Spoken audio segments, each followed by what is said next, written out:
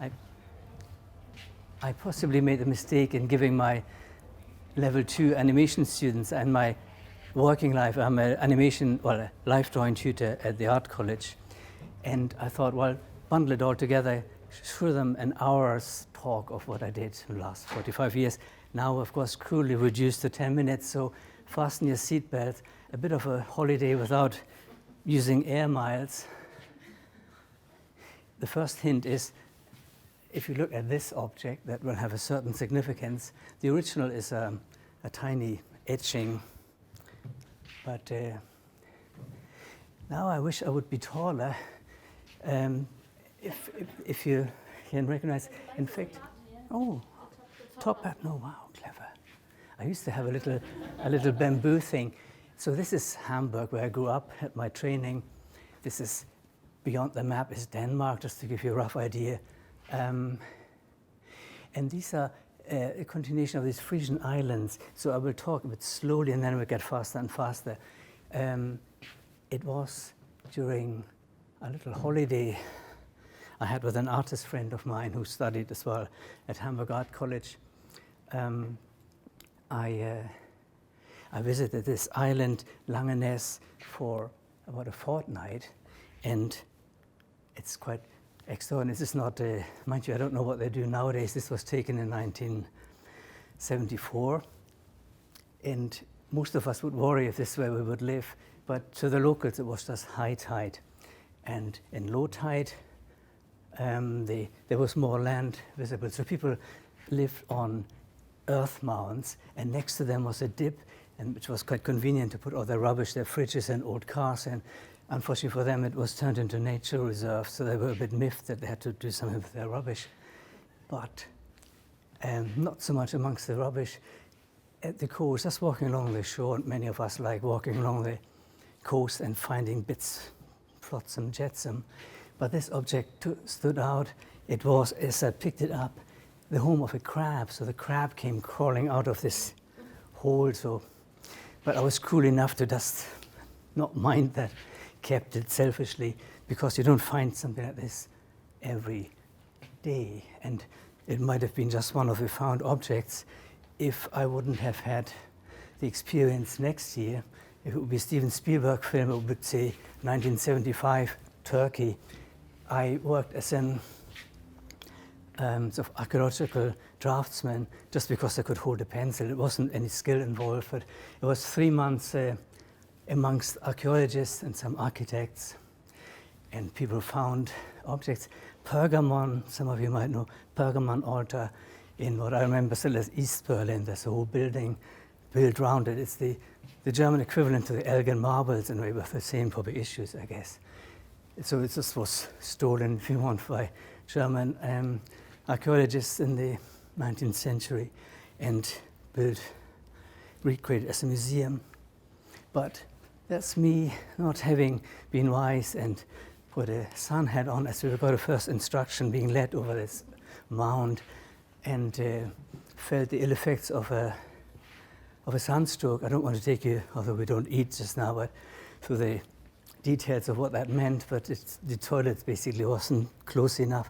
So in that time of complete self-pity and misery and thinking I would never get home again, this high temperature and other sort of effects, somebody kindly gave me a newspaper, which I couldn't read because it was all in Turkish.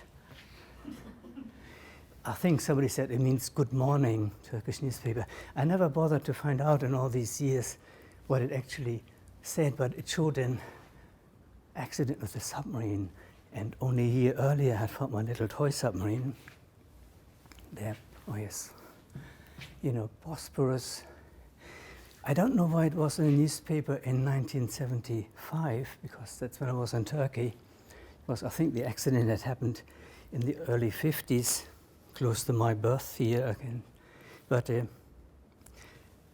the only word I could read in that Turkish newspaper was the name of that ship that had had an accident with that Turkish submarine, as I found out later. So Naboland, which sounded so in my feverishness, as if I was still, even in the most condensed talks, I feel I have to do the temperature and the needing to go to the toilet bit in, because because in that feverishness, there was sort of a vision of, if I ever survive this, that's what I could do, let my submarine travel through Naboland.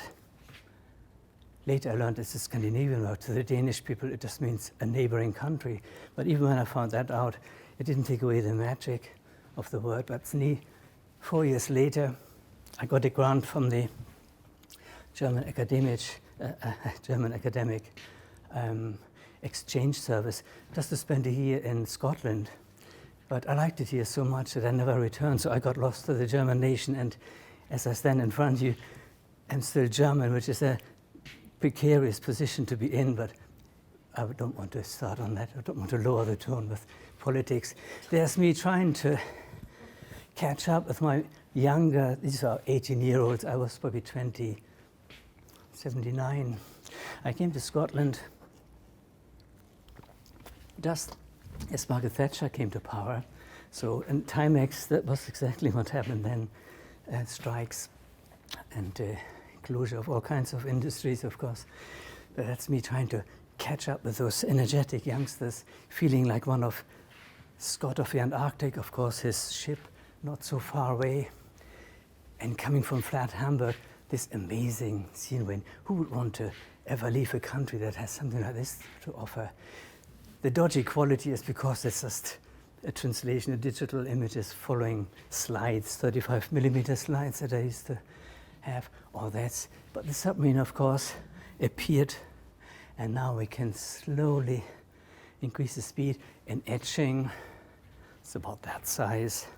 I don't want to take you through the process of etching, but it's basically an etched image of an installation that looked a little bit like this. So not only did I like to draw quite realistically and paint, but there was so much stuff on the shores that it was quite easy to find bits to create this raft. Everything is on a child scale, so I have miniature explorers in mind. There it was in Stirling, Smith Stirling Gallery, sort of biggish paintings, a bit like the sort of recess maybe, to give this sort of atmosphere. So kind of museal appeal. Because the objects are genuinely old, it's very easy to create an impression as if this would be really Scott's hut.